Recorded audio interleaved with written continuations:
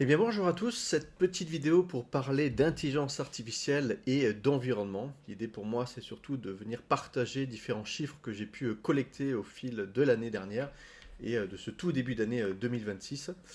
Tous les chiffres que je vais vous partager aujourd'hui sont accessibles via eh bien, ce lien court ou via ce QR code que vous pouvez flasher. Vous pouvez faire sur pause pour le prendre.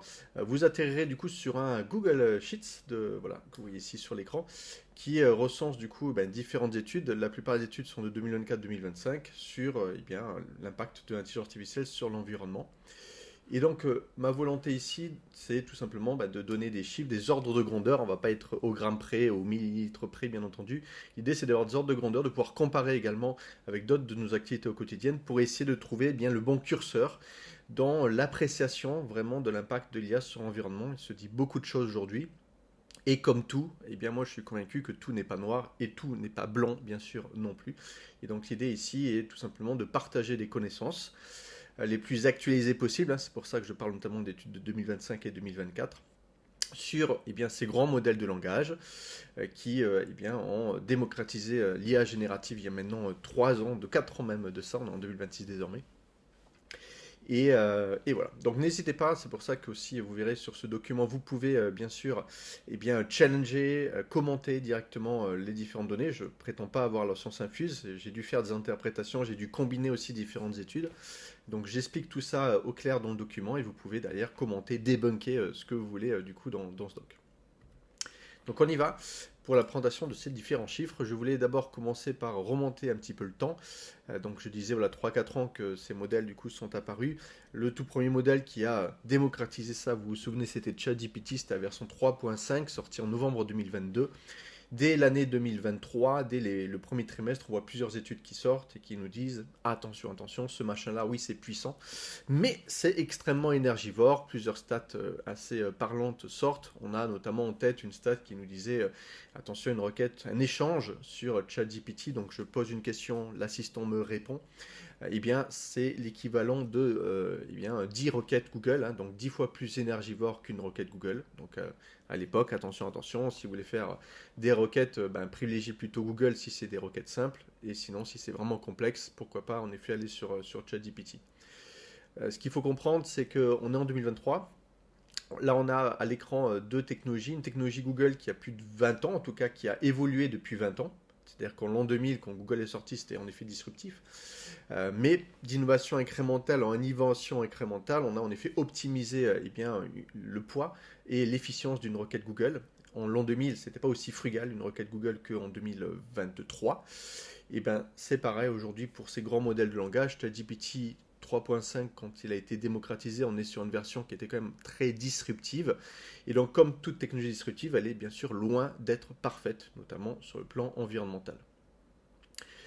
Et donc, comme toute technologie disruptive, eh bien, on doit s'attendre ensuite à avoir des innovations incrémentales pour voir eh bien, cette technologie être plus efficace. On peut du coup comparer ChatGPT 3.5 à une bonne vieille locomotive. Les premiers trains n'étaient pas très écologiques non plus. Les premiers trains, notamment à vapeur, c'était des tonnes eh bien, de charbon et d'eau qui devaient être consommées pour seulement quelques kilomètres parcourus. Donc à l'époque, si on avait arrêté cette technologie de peur, en effet, de trop consommer d'eau ou de charbon, on n'aurait pas pu observer par la suite des innovations incrémentales qui nous amèneraient à aujourd'hui à justement les trains électriques qui sont beaucoup plus frugaux que ces trains de l'époque. Et donc ChatGPT et tout finalement les outils numériques depuis même les années 40 ont deux leviers sur lesquels on va pouvoir, qu'on va pouvoir actionner pour essayer de rendre cette technologie plus frugale, plus voilà, environnement friendly, on va dire. Donc les deux leviers, c'est le levier matériel, le levier hardware, HW, ou le levier logiciel, software. Donc si je prends le levier hardware, donc en fait il y a une trentaine aujourd'hui d'innovations qu'on pourrait recenser depuis seulement 3 ans qui ont pu être également mis en production, démocratisées. Là, je vais juste en présenter deux, une sur la partie hardware, une sur la partie logicielle, mais je pourrais en lister bien davantage. Sur la partie hardware, ce qu'on constate, notamment donc, sur les fameuses puces GPU, vous en voyez ici deux à l'écran, deux générations différentes, c'est celles qui font marcher aujourd'hui ces intelligences artificielles génératives pour la partie entraînement mais aussi pour la partie inférence, lorsqu'on utilise ces IA-là, ces puces évoluent constamment, elles sont de plus en plus efficientes. Vous avez donc là le PDG d'NVIDIA qui montre du coup deux puces, c'était, il me semble, en 2024, si ma mémoire est bonne. Là, on avait la H100, il y a une nouvelle version qui sort tous les 2 ans, ça c'était la génération 2022. Et ici, on a la version B200, c'est la génération 2024. Il y a peut-être sûrement en 2026 une nouvelle génération qui va également sortir. Et donc chaque génération, on peut l'attendre, on peut s'y attendre, est plus performante, plus efficiente que la précédente. C'est en règle générale des ordres de grandeur de 2, 3, 4 fois plus puissante que la précédente. Et ensuite, suivant les configurations, si je prends la B200, on a des configurations où on peut avoir une performance qui est aussi 25 fois plus efficiente sur le plan énergétique que la H100. Donc consommer 25 fois moins d'énergie, suivant bien sûr les configurations qu'on va mettre sur les cartes, qu'une H100. Donc plus puissant et potentiellement beaucoup plus également frugal que la précédente. Donc ça, c'est des évolutions, des innovations incrémentales qu'on observe sur la partie matérielle. Les puces comme celle-ci ont une durée de vie en moyenne de 6 ans.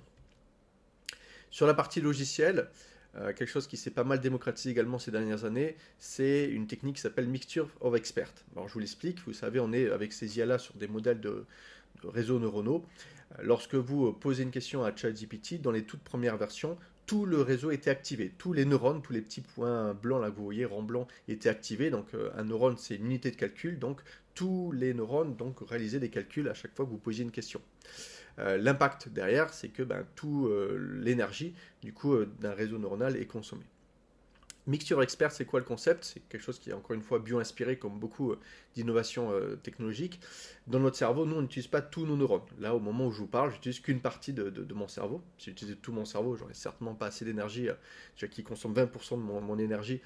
S'il utilisait vraiment tous mes neurones, j'aurais certainement pas assez d'énergie là pour vous parler, j'imagine. N'hésitez pas à debunker ce que je viens de vous dire. Et donc, ce qu'on a essayé d'explorer justement avec l'IA générative et d'autres modèles de réseaux neuronaux, c'est d'essayer d'identifier dans ces réseaux neuronaux quelles sont les différentes zones qu'on peut activer pour telle ou telle expertise. Alors, je vais vulgariser massivement. Si on doit gérer des sujets autour de l'histoire, si on doit gérer des sujets autour de la poésie, de la grammaire, il y a des zones spécifiques qu'on va activer. C'est vraiment de la vulgarisation. Donc, ça a donné le concept de mixture of experts, donc le fait de mélanger différentes zones d'experts qu'on va activer de façon sélective. On peut avoir des modèles aujourd'hui qui ont par exemple un réseau neuronal découpé en 256 experts, de telle façon que lorsque je vais consulter du coup cet assistant, j'ai une sorte d'orchestrateur qui va dire tiens, ne va activer que 2 parties de mon réseau neuronal et pas tout mon réseau neuronal. Et donc là, si j'active que 2 parties sur 256, vous imaginez, je divise d'autant l'énergie de mon réseau neuronal global. Donc ça, c'est au niveau purement logiciel. Il y a plein d'autres techniques de compression, du pruning, d'optimisation qui ont également été explorées ces dernières années pour réduire également le poids, tant sur le plan matériel que logiciel, énergétique de ces modèles-là. Ce qui nous amène du coup à rendre ces modèles, tout comme les puces GPU dont je vous montrais tout à l'heure, obsolètes assez rapidement. Un modèle aujourd'hui d'IA, il a souvent une durée de vie, notamment les modèles propriétaires, de 8 mois. Et ça s'accélère, là on voit ChatGPT 5.2, 5.1, 5 en seulement 6 mois. Donc ça peut même se réduire dans les temps à venir, mais en moyenne c'est à peu près 8 mois. Donc le 3.5, vous n'avez peut-être pas rendu compte, mais il est plus disponible depuis l'année 2024. Il y a eu la version 4 qui est sortie en mai 2023, qui n'est plus disponible non plus depuis plus d'un an. La 4O est encore disponible si on va chercher dans les différents paramètres de ChatGPT. Aujourd'hui, donc je vous le disais, on est sur la 5.2. Il y a eu pas mal d'études qui sont sorties du coup en 2025. Je vous les ai tous recensés du coup dans le QR code que je vous ai montré au tout début. Et j'ai pris la moyenne par exemple de 5 études pour les chiffres que je vais vous donner à présent. Donc dans les 5 études que vous verrez dans mon fichier, si je fais la moyenne derrière, pour avoir un ordre de grandeur, on est sur du 0,18 g par échange avec un assistant. Alors, beaucoup de disclaimers, bien entendu. L'idée, c'est pas d'être au gramme près, l'idée, c'est d'avoir un ordre de grandeur. Quand je dis un échange, je suis parti pour également faire la moyenne de ces différentes études, sur 550 tokens. Donc voilà, je parle, et l'IA me répond, et on a échangé l'équivalent de, alors quand je dis 550 tokens, pardon, c'est 550 mots, excusez-moi, et plus de 700 tokens. Donc 550 mots, d'accord? Donc je pose des questions, peut-être moi ma question a fait 10, 20, 30 mots, et l'IA me répond avec 400 mots par exemple. Et donc ça, c'est du coup on va dire un échange. Et cet échange donc aurait un impact de 0,18 grammes si on s'appuie sur ces différentes études qui se concentrent en fait sur la consommation énergétique du coup pour réaliser cette requête-là. Sur du coup ce qu'on appelle la phase d'inférence.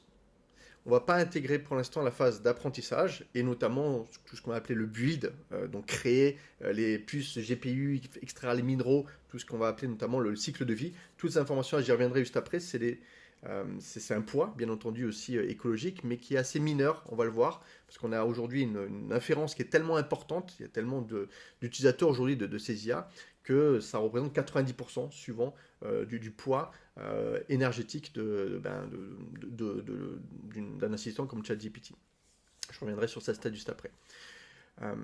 Mais pour autant, ce que j'ai décidé moi dans mon étude, pour être le plus pessimiste possible, c'est d'appliquer sur cette donnée-là, qui est une donnée encore une fois moyenne de 5 études, un facteur que j'ai appelé pessimiste, 2 fois 10. Pour avoir un ordre de grandeur, on va dire, un peu plus pessimiste, mais sur lequel on peut jouer. Donc on va plutôt se projeter sur, non pas 0,8 g, comme on le voit dans cette étude, mais plutôt pratiquement 2 grammes de CO2 par roquette. Alors 2 grammes de CO2 par roquette, ça ne va pas parler à grand monde, donc on va se projeter sur un usage. 1,8 g fois, on va prendre 10 roquettes tous les jours et toute l'année. Donc tous les jours de l'année, 365. Donc ça fois 10 fois 365, ça nous amène à 6 kg 500. Donc ça peut être encore une fois 10 échanges, comme ça peut être 2 échanges où vous allez activer le mode raisonnement. Vous savez, c'est le mode où l'IA va, avant de vous répondre, réfléchir par elle-même. Elle va générer elle-même des tokens, des mots de réflexion. Elle va se faire un véritable monologue avant de vous répondre. Ou ça peut être non pas 10 échanges, mais un seul échange avec un gros PDF où vous allez du coup envoyer beaucoup de tokens, beaucoup de mots du coup à devoir traiter par l'IA. Donc ça peut être bien sûr un mixte de tout ça. C'est pas forcément 10 petits échanges, ça peut être un gros échange tous les jours par exemple. Projetons-nous du coup sur cet usage-là. Donc ça nous amène à 6 kg 500. Qu'est-ce que ça veut dire 6 kg 500? Si je vais faire différents éléments de comparaison. C'est l'équivalent de 0,08% de l'empreinte carbone d'un Français. Empreinte carbone qui a baissé. Il y a quelques temps, c'était un peu plus de 9 tonnes, donc ça c'est cool, ça descend. Mais l'objectif est quand même de descendre autour des 2-3 tonnes, donc on est encore loin de l'objectif qu'on se fixe. Mais voilà, ça vous donne un peu un ordre de grandeur de l'impact aujourd'hui par rapport à toutes nos autres activités qu'on a au quotidien qui en effet malheureusement aussi ont un impact sur l'environnement. Là, je me suis focalisé que sur le texte. Vous verrez bien entendu que dans l'étude, je me focalise aussi sur les autres typologies de médias qu'on peut générer via l'IA générative, notamment l'image et la vidéo, qui sont finalement, on va le voir, eh bien selon les études, les usages les plus impactants sur l'environnement. Une image, c'est, suivant les modèles, si on est sur notamment de la haute résolution, c'est 10 fois plus énergivore que générer du texte. Alors ça dépend, il y a des modèles, notamment certaines versions de Stable Diffusion, où on est sur le même niveau d'impact entre générer une image et générer 550 mots. Mais si on part sur des belles images haute définition, on va plutôt être sur du x10 en termes de rapport, et là vous voyez qu'on se rapproche presque du 1% de son empreinte globale à l'année. Là où c'est encore plus impactant, c'est la vidéo. Et là encore, ça dépend des modèles. Il y a des modèles où c'est x50 et il y a des modèles, ça peut aller jusqu'à x1000 si on est sur des vidéos de 10 secondes en très haute résolution également. Donc partant sur le fait que je génère 10 vidéos tous les jours, haute résolution, pleine balle, etc., etc. Et là, en effet, c'est un impact colossal. C'est 80%, en tout cas 80% de 8 tonnes 2. Donc si je ne change pas mes habitudes, c'est bien sûr beaucoup plus que 8 tonnes 2 et un peu moins que 80%. Mais voilà, on est du coup jusqu'aux épaules sur l'impact qu'on peut avoir avec un usage autour de la vidéo. Ce qui amène du coup aussi à avoir cette réflexion sur, je parlais de discernement au tout début de la vidéo, sur l'usage. Il y a des usages qui peuvent être complètement, on va dire, futiles, si on fait des vidéos juste pour rigoler de chats, ou des usages plutôt utiles, avec l'UTEX par exemple. Ça n'empêche pas qu'on peut aussi avoir des usages utiles avec la vidéo. Si je fais une vidéo qui fait réagir les gens et qui fait qu'ils se mettent à faire davantage de tri ou à installer des toilettes sèches chez eux, l'usage, au début, il est en effet très négatif sur l'empreinte environnementale, mais au global, vu qu'il a un impact positif sur la société et indirectement sur l'environnement, C'est plutôt utile, on va dire, finalement, comme usage. Donc tout dépend bien sûr de l'usage qu'on peut avoir. Pareil avec le texte, c'est pas parce que ça fait que 0,08% qu'on peut poser des questions tous les jours pour savoir quelle couleur de chemise on va porter ce soir. Non, il faut aussi bien sûr faire attention au type de requête texte qu'on utilise. Donc tout est une question bien sûr également d'usage. Un usage futile quand même que je souhaite dénoncer dans cette vidéo, en lien avec la vidéo, c'est ces nouveaux réseaux sociaux qui sont sortis fin d'année 2025, Sora 2 notamment et Vibes de Meta, qui sont des réseaux sociaux qui viennent concurrencer TikTok et qui visent à vous permettre de générer des vidéos complètement deepfake avec l'IA génératif. Déjà que la vidéo c'est catastrophique de base, le streaming de vidéo, on y reviendra à la fin de la présentation, avec des usages comme TikTok, mais quand vous couplez en plus l'IA, là c'est le combo. Donc ça clairement ce sont en effet des usages qui sont à dénoncer et à beaucoup bien sûr essayer d'éviter. Si je reste sur le texte, juste pour vous donner d'autres éléments de comparaison, on a vu que c'était 0,08%, mais d'autres éléments de comparaison, et donc je mets des études aussi sur la viande bovine par exemple, on est sur 3 steaks par an. Voilà, c'est l'équivalent de 3 steaks par an ou de 29 km en voiture thermique. Je fais aussi des comparaisons, vous verrez, avec une charge de voiture électrique. Je crois que ça fait 2 charges de voiture électrique par an. Donc là, bien entendu, je me focalise que sur le texte. Donc là, on pourrait dire, oui, mais là, on s'est focalisé que sur, je vous le disais tout à l'heure, la partie inférence, c'est-à-dire le moment où je sollicite ChatGPT. Mais quid de la partie apprentissage? On a beaucoup entendu parler qu'en effet l'apprentissage d'une IA, ça prend beaucoup d'énergie. En effet, pendant 2 semaines, on va faire tourner plus de 50, 100 000 GPU et ça va consommer beaucoup d'énergie, c'est vrai. Et donc pourquoi on ne l'intègre pas dans ces 0,18 grammes? Donc moi c'est pour ça notamment que j'ai fait le x10 pour essayer de l'intégrer en partie. Mais ce qu'il faut savoir, c'est que la phase d'apprentissage finalement est assez minoritaire par rapport à tout le cycle de vie d'une puce GPU où l'usage va être autour de l'intelligence artificielle. Dans les études, on a à peu près 10%. C'est-à-dire que l'extraction des minerais, la construction donc des puces GPU, le transport, l'assemblage, toute la partie d'apprentissage qui va durer 2 semaines, 3 semaines, 4 semaines. Et puis après, la partie inférence, là où on va faire des échanges tous les jours, la partie inférence, c'est 90% versus 10% d'apprentissage. Parce que l'inférence va durer jusqu'à potentiellement 6, 7, 8 ans. Et qu'elle va être très intense, parce que on a plus de 800 millions aujourd'hui d'utilisateurs, notamment par semaine sur ChatGPT. Le stress hydrique, donc la partie eau. On sait que pour utiliser ces IA, on a besoin aussi de refroidir. On verra qu'il y a 2 typologies de data center, en tout cas de modes de refroidissement. Il y a un mode de refroidissement qui en effet est par eau et donc évaporation. Et là, en effet, on va consommer de l'eau sur site au niveau du data center pour refroidir du coup ces unités de calcul qui chauffent beaucoup. Et là, pareil, j'ai appliqué un facteur x10. C'est-à-dire que dans l'étude, vous verrez, on est sur 1 litre 27 quand je moyenne les différentes études, sur 10 échanges par jour pendant toute l'année. Donc finalement, avec le facteur pessimiste, on est à 12,7 litres. Ça veut dire quoi? 12,7 litres, c'est 1,5 g de steak de viande par an, parce que apparemment dans les études, ça consomme beaucoup d'eau aujourd'hui de conditionner notamment de la viande. C'est l'équivalent de 2 chasses d'eau. Alors en France, et dans le monde, on a 2 types de chasses. On a les chasses où, vous savez, on a la petite et la grosse. La petite, c'est 4 litres, la grosse, c'est 6 litres. Mais il y a beaucoup de toilettes qui ne sont pas équipées de ce double système en France encore aujourd'hui. Et ceux qui ne sont pas équipés, ça va de 9 jusqu'à 12 litres d'eau. Et donc la moyenne, on est plutôt sur du 6 litres d'eau en France. Donc on est sur à peu près 2 chasses d'eau par an. Ou alors un tiers d'une douche de 3 minutes par an. Ou alors à 0,02% de sa consommation annuelle. Donc ça, c'est d'autres éléments de comparaison qui peuvent être intéressants de traiter. Et bien sûr, je ne suis que sur le texte. Il y a les fameux facteurs x10, x1000 qui sont appliqués si on va sur de l'image et de la vidéo. Il ne faut pas toujours tout mettre, encore une fois, dans le même sac. Il faut bien différencier les différentes typologies d'usage. Donc sur l'eau, si on se concentre un peu plus sur le sujet, donc c'est en effet quelque chose qui peut être utilisé sur le site, mais aussi, je n'en ai pas parlé, pour même créer de l'énergie. Mais là, je me concentre que sur la partie on-site, au niveau des data centers, quand on a besoin du coup de les refroidir. Il y a 2 modes de refroidissement des data centers. Enfin, il y en a plusieurs, mais les 2 principaux, c'est le refroidissement par évaporation. C'est celle-ci qui va en effet consommer de l'eau. Alors l'eau n'est jamais détruite. Vous savez que rien ne se crée, rien ne se détruit, tout se transforme.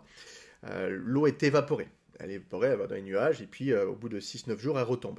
Mais elle ne retombe pas forcément juste au-dessus du data center, elle peut en tomber dans une autre région du monde, et donc appauvrir la zone où il y a le data center en eau. Ça, c'est un fait. Et il y a une autre forme de refroidissement qui est de plus en plus plébiscitée aujourd'hui, notamment au niveau de ce qu'on appelle les serveurs accélérés. Dans les data centers, c'est les serveurs qui vont vraiment gérer l'IA, donc ça va être les GPU, les TPU, avec des méthodes qu'on appelle notamment dry cooling, qui peuvent du coup se passer derrière comment dire, il y a de l'eau, c'est dans des tuyaux, mais on ne va pas perdre d'eau dans ce process-là. Donc on va en perdre très très peu, voire zéro suivant les zones. Si on est dans des zones qui sont notamment assez froides, on va potentiellement perdre très peu d'eau, voire zéro eau. Et aujourd'hui, la répartition sur les serveurs accélérés, je ne parle pas de tous les data centers, mais vraiment les data centers où il y a des serveurs accélérés, donc vraiment dédiés à l'intelligence artificielle, on est aujourd'hui sur à peu près 50% de dispositifs. Et la tendance va pour aller sur davantage de systèmes avec des refroidissements à sec, pour justement combattre ce fameux stress hydrique qu'on peut avoir dans certaines régions. Il y a notamment du coup des bonnes pratiques qui ont commencé à émerger, notamment là en novembre 2025, vous le voyez ici, la Direction générale des entreprises, implantation des centres de données, où on donne différentes bonnes pratiques. Je veux mettre en place un centre de données dans une région, et bien ici j'ai un document qui liste les différentes bonnes pratiques au niveau du foncier, au niveau essayer de favoriser bien sûr les zones où je veux avoir de l'énergie décarbonée, mais aussi bien sûr par rapport à l'environnement et notamment au stress hydrique, où on a une notion qui s'appelle la zone de répartition d'eau, où on voit une carte ici, où on voit les zones dans lesquelles on va éviter, notamment par exemple tout en bas dans le Roussillon, mais aussi en Ile-de-France, de mettre des data centers qui vont faire du refroidissement par évaporation. Parce que c'est des zones où justement on manque d'eau, et donc c'est pas forcément idéal d'aller intégrer des data centers dans ces zones-là, avec en tout cas du refroidissement par évaporation, et favoriser plutôt le dry cooling. Je reviens sur les data centers, il y a une étude qui a fait beaucoup parler d'elle également au niveau du monde, quelle est la consommation énergétique de tous les data centers. Le chiffre qui est remonté, c'était 1,5%. Donc toute l'électricité du monde, il y a 1,5% de cette électricité qui est dédiée du coup aujourd'hui aux data centers. Quand on regarde ce qu'il y a dans ces data centers, il est important de souligner que 85% de l'activité aujourd'hui des data centers, c'est pas de l'IA. C'est des bons vieux services SaaS comme Gmail, comme votre ERP, votre CRM, HubSpot, etc. C'est le stockage de vidéos, d'images, c'est les réseaux sociaux, c'est le streaming de vidéos. Ça, c'est 85% aujourd'hui de ces 1,5%. Et donc l'IA derrière va couvrir 15%. Et quand on parle d'IA, c'est pas que ChatGPT, c'est pas que l'IA génératif. On a aussi les bonnes vieilles IA connexionnistes prédictives des années 2010. Depuis les années 2010, ça a été démocratisé. Et donc au final, l'IA générative, peut-être dans ces 15%, ça, j'ai pas trouvé de chiffre, mais c'est peut-être la moitié ou même moins de la moitié. Donc ça, c'est important aussi d'avoir cet aperçu-là. Ça augmente, bien entendu, vu que l'usage augmente aujourd'hui de tous ces usages-là. On a une augmentation de 8% aujourd'hui de ce 1,5% chaque année. Et c'est principalement boosté, bien sûr, par l'IA. L'IA, c'est plus de 30%. Donc si on se projette aujourd'hui, eh bien 30% de 1,5%, c'est 0,2% de l'énergie mondiale. Et si on se projette par exemple à 2030, eh bien on arrive à 0,6%. Je parlais de la vidéo, du stream de vidéo. C'est aujourd'hui, dans ces 85% que je montrais tout à l'heure, peut-être l'activité qui est la plus impactante aujourd'hui au niveau des data centers. 20 minutes sur TikTok, par exemple, à scroller comme ça des vidéos, eh bien c'est l'équivalent sur ChatGPT d'une heure pour ce qui est de l'empreinte carbone ou de 60 heures pour ce qui est de la consommation en eau. Voilà. Il faut savoir qu'une vidéo, il faut la stocker, il faut ensuite la faire passer dans les réseaux et puis après, il faut aussi bien sûr la faire lire derrière sur votre téléphone. Si vous passez une heure à scroller sur votre téléphone, vous verrez, il va beaucoup plus chauffer que une heure à lire du texte sur fond noir sur un ChatGPT. Sur un usage, bien sûr, je reste toujours là sur un usage texte. Donc ça vient d'une autre étude que vous verrez dans mon fameux QR code, où on voit en effet ici l'impact en énergie, en eau, par exemple, d'une activité d'une heure sur TikTok, Instagram, versus une navigation légère, images, de vidéos, IA légère, IA lourde. Voilà. Et je finirai par un dernier chiffre qu'on cite aussi souvent, mais que je vais reciter ici, qui est au final le numérique au sens large. Donc nos téléphones portables, toute la partie réseau, et la partie aussi data center, tout ça, boum, vous mettez tout ça dans un même sac. Ce serait donc 5% aujourd'hui des contributions de gaz aux effets de serre. Donc c'est un taux aujourd'hui qui reste, malgré le fait qu'on a explosé l'utilisation depuis plus de 20 ans. On a multiplié par 17 la population internaute depuis les années 2000. Grâce à ces deux leviers, c'est quand même un chiffre qui arrive en termes d'ordre de grandeur à se contenir et qui peut par contre aider et aussi d'autres secteurs à diminuer leur propre empreinte. Hein. Parce que par exemple, si je prends la mobilité, l'agriculture et le bâtiment, ces trois secteurs réunis, c'est plus de 70% des contributions au gaz au effet de serre. Et là, le numérique peut à la fois, bien sûr, être un poison, on le voit, hein, c'est un poison pour l'environnement à hauteur de 5%, mais ça peut être aussi, comme tout pharmacon, un remède pour également aider la dépollution dans l'agriculture, dans le plastique même, dans les océans. Voilà. On a des usages, toujours, bien entendu, c'est souvent cette casquette-là qu'il faut avoir avec l'IA, mais toutes nos activités, hein, c'est finalement l'usage qui va importer. Toutes nos activités humaines, tous nos usages ont malheureusement au début une dette au niveau de l'environnement, donc on est en négatif, mais suivant comment on va derrière eh bien, transformer cette dette, on peut la transformer en un impact positif pour l'environnement. Et c'est, je pense, c'est bien sûr le focus premier qu'il faut avoir, c'est l'usage que je vais avoir de ChatGPT, est-ce qu'il va avoir derrière un impact positif dans ma vie et potentiellement sur l'empreinte environnementale ou pas, au-delà de tous ces chiffres, bien entendu, que je vous ai communiqués. Chiffres que je vous encourage, donc, bien entendu, à venir challenger dans le fameux QR code que je vous ai mis. L'idée pour moi c'est d'avancer et si derrière eh bien, il y a des chiffres que j'ai, sur lesquels je suis complètement déconné, eh ben, n'hésitez pas à me le dire en commentaire et je referai une vidéo pour corriger, faire un edit et essayer tous ensemble d'aller de l'avant sur une meilleure compréhension avec des ordres de grandeur. C'est très difficile d'avoir des chiffres. Là, moi, mon idée, c'est vraiment d'avoir des ordres de grandeur, pas dans la précision, mais de savoir qu'est-ce qu'on manipule aujourd'hui avec ces différentes IA génératives.